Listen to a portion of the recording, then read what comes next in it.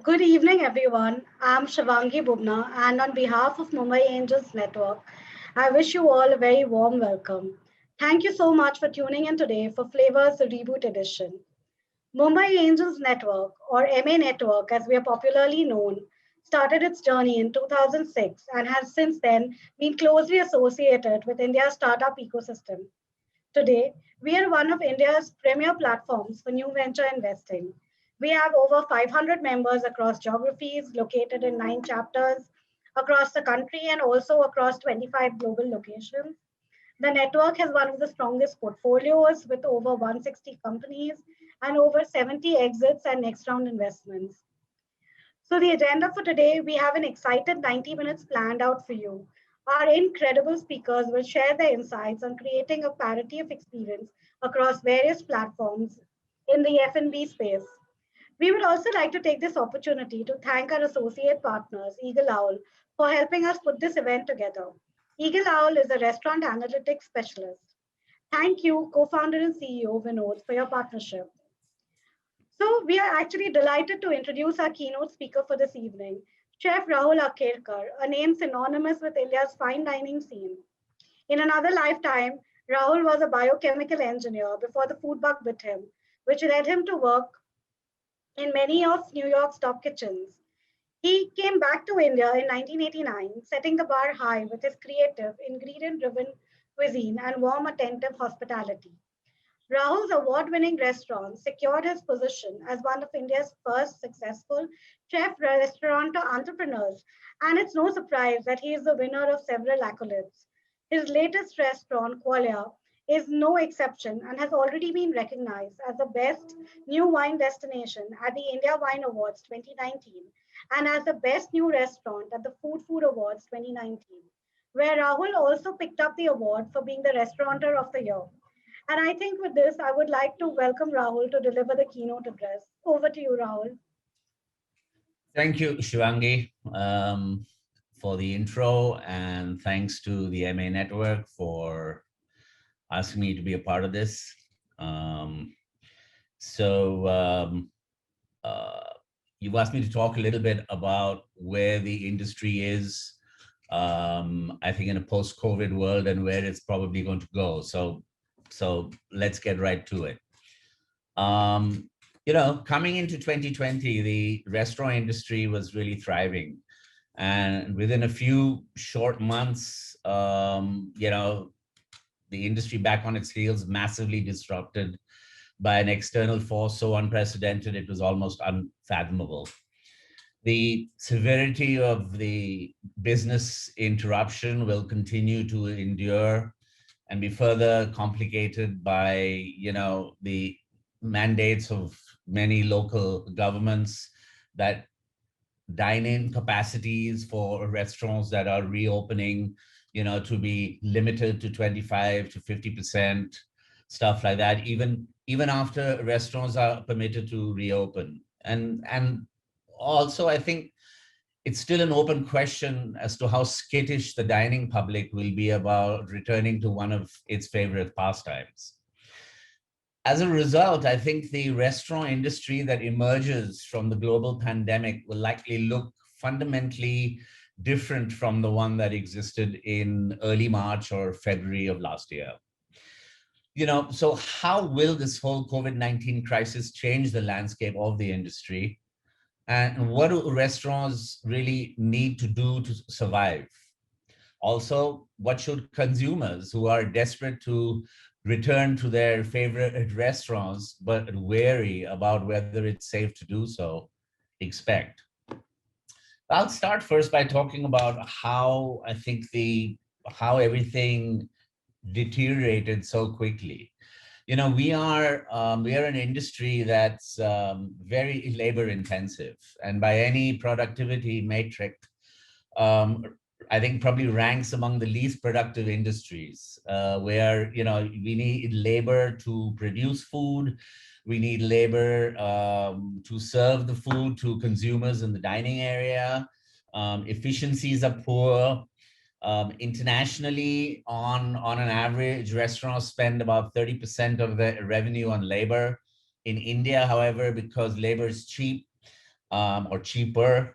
That figure drops to maybe around 16 to 20%, but it's changing. It's starting to rise even here. Then you look at really the cost of goods sold, your cost of sales, the cost of your raw ingredients. And typically independent and restaurants don't have the means to either hedge or uh, lock in a sort of fixed price with your vendors, and so you wind up being at the mercy of sort of supply price fluctuations, right? But you, on an average, consider, let's say, about a 30% cost of sale in terms of your ingredients. And then, of course, lastly, you have the cost of real estate, your occupation cost, which in urban India is right now, it's untenable. You have rents that are going, from 300 rupees a square foot upwards of 500 rupees a square foot. And when you add to it the fact that the restaurant industry does not get the benefit of the input tax credit under the GST regime, we add straight 18% to our rents, and our GST for us becomes a pure cost. So after that, when you add in the rest of your overheads, things like printing and stationery, uniforms, cutlery, crockery, all of that, you're looking at another 10-15% of revenue. And as a result, restaurants typically operate with really modest cash reserves. And if that is disrupted in any way, as it was, your accrued payables as well as payroll and rent remain unpaid. And so ours is a tremendous cash flow management problem and a tremendous cash flow management business. And we typically operate on like single digit margins. So what did, when things locked down, what did it really teach us? A lot of restaurants pivoted their business models during the crisis. They shifted to a takeout and delivery enhanced model. They enhanced the ability to accommodate, let's say, curbside pickup and stuff of their foods. Some did outdoor dining. Some did tailgating, where people dined in their cars in the parking lot with a kit, so to speak. Some restaurants developed takeout offerings, chef-style family meals. I mean, us at Qualia, for example, we did a different cuisine family meal every weekend over 4 or 5 months. So, we went from Ethiopian to Spanish to Italian to Maharashtrian to Gujarati to and we just took people on this journey, this virtual journey through these family meals. The other thing is a lot of restaurants did either wholly or partially prepare do-it-yourself multi-meal packages that came with reheating and final cooking instructions, right? And throughout this crisis, and as we come out of it now, restaurants and the authorities have discussed game plans for reopening, right? Prominent features of these plans include, of course, reconfiguration of the interior physical space to account for social distancing, limiting the number of individuals at each table, limiting the number of tables that are occupied, expanded maybe outdoor seating for restaurants that have the space to do it, health and safety training for your staff and your employees, frequent sanitation of all surfaces, all of these things. These are all now becoming standard SOPs. But when the lockdown was lifted, I think the most important thing that all restaurants faced was really the confidence and comfort that our guests were going to have when they came back to our restaurants. Okay. I think that will be the biggest hurdle that we will face going forward. the pandemic and COVID is not disappearing tomorrow. There is no switch that is going to be flicked when you no longer have the impact of this. And so, regardless of the guidelines and these SOPs that the government and the health agencies are putting into place, you're really going to ask a question that, are you really going to want to go out to a restaurant? And until people get comfortable with that, there's really nothing more that's going to happen in terms of stimulation of this industry and a path forward. Okay, I think restoration of customer confidence and trust while maintaining the hospitality that's such an essential part of the dining restaurant experience will be, I think, the fundamental and the main criteria that all restaurants going forward in a post-COVID world will have to address. Okay, people are resilient in their desire to eat out. I mean, we are social animals, and there is no reason to think that we will not want to come out. But I think adoption of the specific, reopening protocols, rigorous and consistent adherence to these protocols will signal both the restaurant's commitment to customer and employment safety. And so, going forward, restaurants must consider these visual cues that will signal a safe environment for customers to come out and dine in.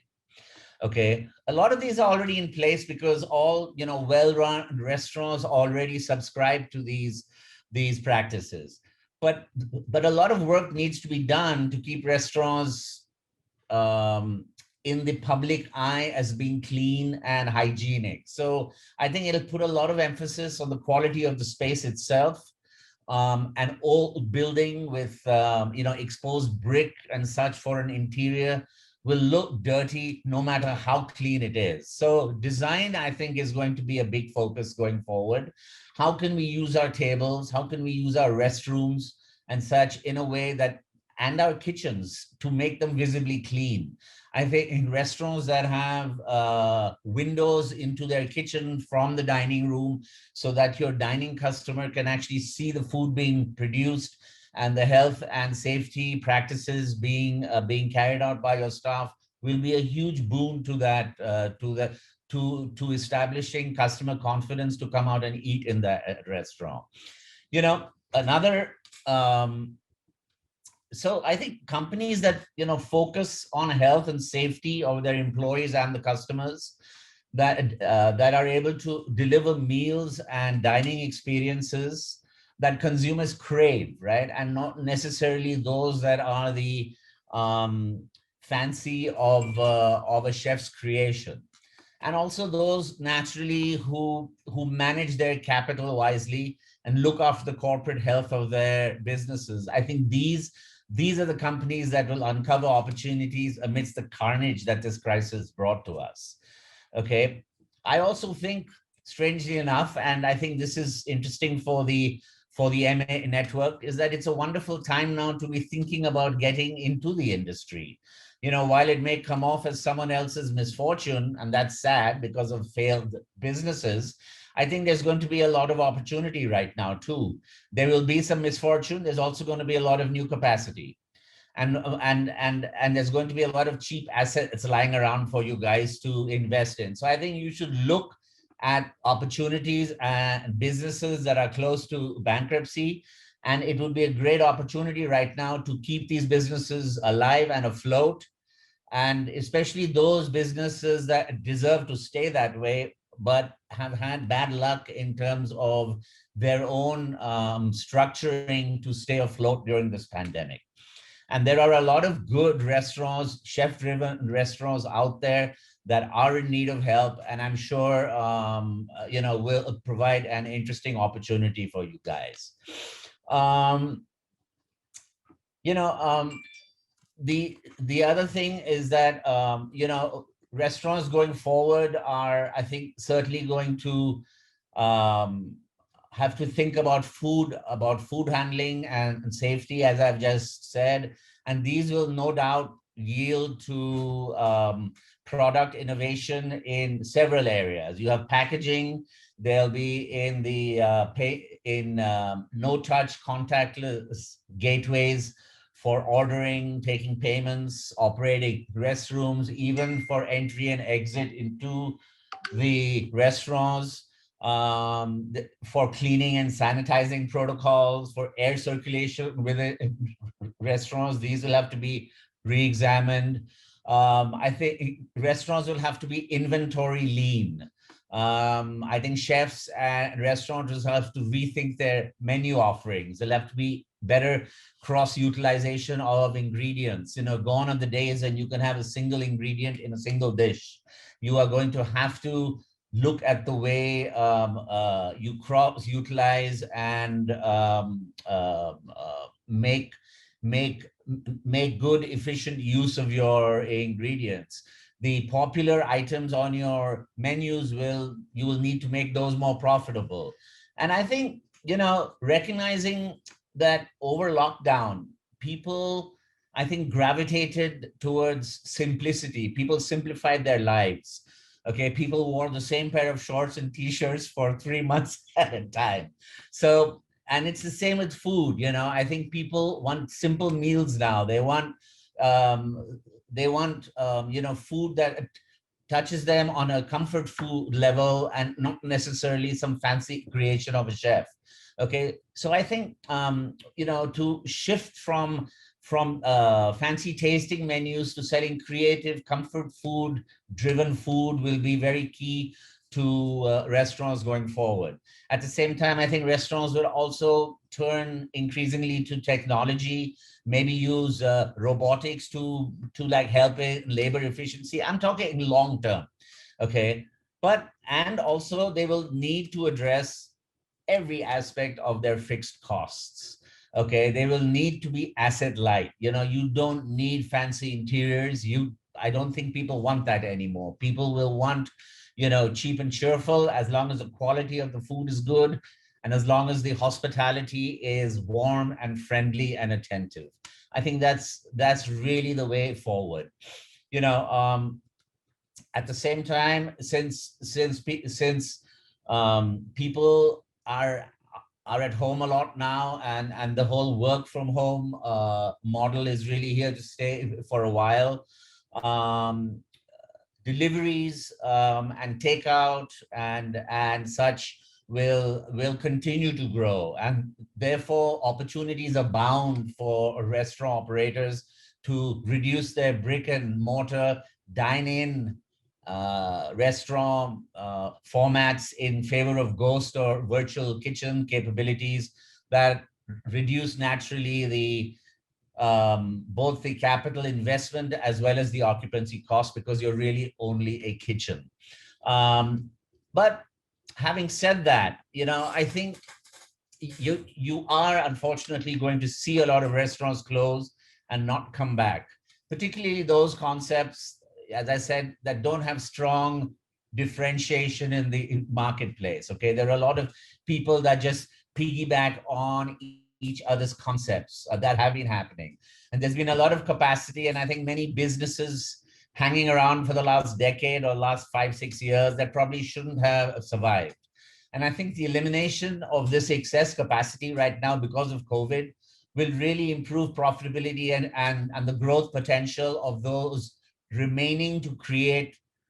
And you basically have a clean white space to create new restaurant concepts. Also, I think the restauranting model going forward has to change. It'll not be so much about what the restaurant offers cuisine wise, but how it does it. I think the future is one where delivery is necessary, safety is a given. I mean, it is your baseline and will become part of the visible fabric of every restaurant. Safety and hygiene has to be a part of it.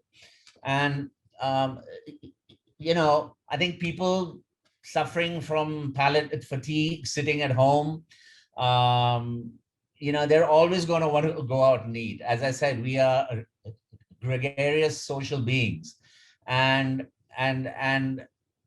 and we want to have that convivial atmosphere in which to entertain each other and to dine together. So restaurants will continue. As a point of optimism, historical data is very interesting. Shows that economic markets and people's sentiments really bounce back quickly from health scares. From what I read it somewhere is that following SARS and Ebola, in no time at all, the S&P, bounced back 14 and a half, 15% within a few months. So I think there is a certain sense of fatigue with people sitting at home and during this whole lockdown, and I think people will want to go out eventually. Okay, but you have to look at healthy, environmentally conscious in restaurants really is what you're going to will like have to become part of our vocabulary. And I think there's one more point that I really would like to touch upon, and that is, as we go forward, we have a grave responsibility as chefs and restaurateurs to really take a look at our eating habits. I think we need to really understand the provenance of our ingredients, and we need to look at our diet. Currently, the way we rear and raise animals for consumption, cattle, chickens, poultry, seafood, and such, it's putting a huge burden on the environment. Okay, it is not carbon friendly, it is not eco friendly, and I think one really needs to take a look at the way we eat, because that is also going to affect the way restaurants function, I think, and the way we as the F&B industry going forward functions too. Because the pandemic is not over. Animal markets that we see in Asia and places like this are the reasons, and the dense populations and of animals are the reasons that we see viruses jumping species and winding up infecting man. And so I think if like we're able to break that chain somehow, perhaps turning vegetarian, maybe looking at more plant-based diets and such, is probably also, I think, the way forward. And so that's about it. That's Thank you, Rahul. that's my 2 cents worth. We Happy have to a take few questions. questions, yes. So there's one interesting question from Nupur. I think this comes from a comment that you made earlier in terms of how restaurants would probably have to tweak what they're serving. One is to meet the ingredient inventory they have, and also the changing palates and food Mhm. habits. But if one decides to make such a tweak in their menu, then how do you retain certain key points, which is essentially what is drawing your customer again and again? So how do you strike that balance, I think, is what you're asking. Well, I think that that's going to depend on the skill and the creativity of the chef, of the kitchen team. It's not difficult to create new food if you have the skills. I think it'll put, as I was saying, is that there are a lot of restaurants out there really that should have folded a long time ago, but have sort of kept going. I think this will really separate the men from the boys, so to speak. And you'll see, I think you'll see a better quality of cuisine-driven restaurants emerge from all this. That's interesting. I think this is a follow-on question. Maybe for us, you were the original fusion food specialist. And now, what's your take on this trend? Well, I don't even know what that is really. I come from mixed parentage. My mom's American or German extraction, and my dad is Maharashtrian.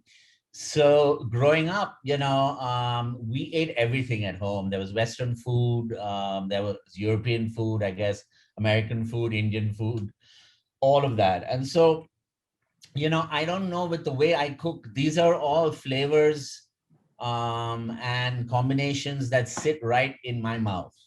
That's the only way I could describe it. So whether I Indianize Western or Westernize Indian, to me, it's all just what sits right in the, in your mouth and on your palate. So I don't know, it's hard to talk about it as a trend because I don't think when you fuse cuisines, it's really a trend. I mean, you take our Indian Chinese food, okay, that's probably a phenomenal example of a fusion cuisine. It's like a chatpat Chinese cuisine, if you will, right? But it's really a cuisine unto itself. And it's something that has evolved over time. And so yeah, if you throw a prawn curry over a pasta, that's not really fusion, right? I mean, that's just mucking around a little bit. But I think when you really evolve what you're doing such that there is balance of texture and flavors and such, in the mouth and on your palate, and it just sits right. That's probably a successful form of what you call fusion cuisine. Interesting, Rahul. I Uh, think we have a time for another maybe one question or two. This would be quick. okay. So since the whole theme is about overall theme of the event today is about creating a parity of experience, I think this is an interesting question on how a home-based chef can create a memorable experience for their customers. So how do you actually create that dining parity? So, I think what home-based chefs have, which I think restaurants don't, is what I mentioned earlier on. They have no overheads. Okay. So they can pour all their heart and soul into their product. And I think most home chefs are really passion driven. And I think when you're not having to deal with breaking even every day and minding your costs and minding your payroll and minding all these things, you can really focus on your product, which is your food, and the experience that you're going to give your customer. And so I think home chefs who are skilled and who are making good food have actually a huge advantage over restaurants. I think, Rahul, as a concluding question, this is something from the team. So, with every new restaurant, you've reinvented yourself. So, how do you actually maintain that fresh perspective on food? I have no idea. No, I don't know. I think about what I eat, and as I've grown older, I think about a lot more about how my own tastes have changed. I think as one grows older, I think the world around you changes in the way that it eats. What we considered correct for the way a plate was structured back in the 90s is not the same as we do today. It's very ingredient driven today. It was less so back then. It was more in terms of having a starch, having a protein, having a vegetable on the plate back then. Now it can be a single ingredient dish, if you will. And so I think as one grows older, your own tastes change, and if you really pay attention to that and explore that and develop that, it's perhaps how you stay fresh. I think on that note, we will conclude this session for now. Thank you, Rahul, for your time. And we've run out of time, but we've not run out of questions. Maybe we'll have a repeat of this I'm sometime happy to do soon. that anytime. Yes. Have So a interesting and successful session next. thank you. Thank you so much, Rahul. We hope that you will listen in to the next session as well.